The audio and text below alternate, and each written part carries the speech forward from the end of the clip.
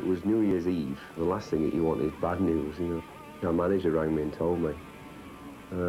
It was mid-afternoon, and it was, you know, it was like the worst moment of my life, basically. It was a very difficult thing to come to terms with. When I finally came round after my accident, I was sort of saying to her, it's okay, you know, things will be fine, don't worry about it, you know. And my parents, I mean, they took it worse than anybody. And obviously, you know, the band, they were, I mean, they didn't know what they were going to do. You know, they didn't know whether I would be able to play again, you know, all those kinds of things. There was never any question about us, the four of us, sitting down and saying, right, well, we better find a new drummer. We're going to audition now. Never even came up.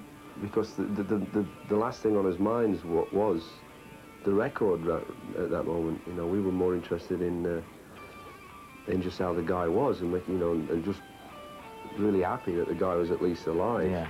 I mean, that was a bonus, because he was like, he was very close to death at one stage. The weirdest thing was when me and Steve went to visit him in hospital.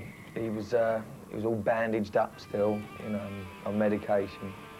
And we walked in and he went, "Hi," as though nothing had happened. And we were going, "Oh, he's delirious, the boy's sick," you know, whatever, you know.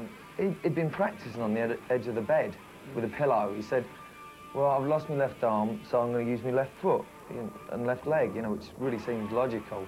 And that's exactly what he did. His name is Rick Allen. We call him the Thunder Gun.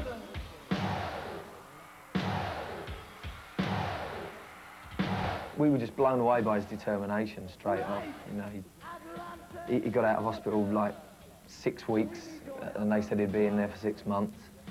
He was just really very strong, and it was good for all of us as well. You know, it made us have a lot more determination, a lot more faith, you know, and just everything. When you're on stage, you don't marvel at his drumming, because you're oblivious to the fact that he's got one on. The fact that he's there behind you, and as solid as a rock as ever, you know, that is like the biggest compliment that it's taken for granted. He's just a normal human being. It's just a drummer.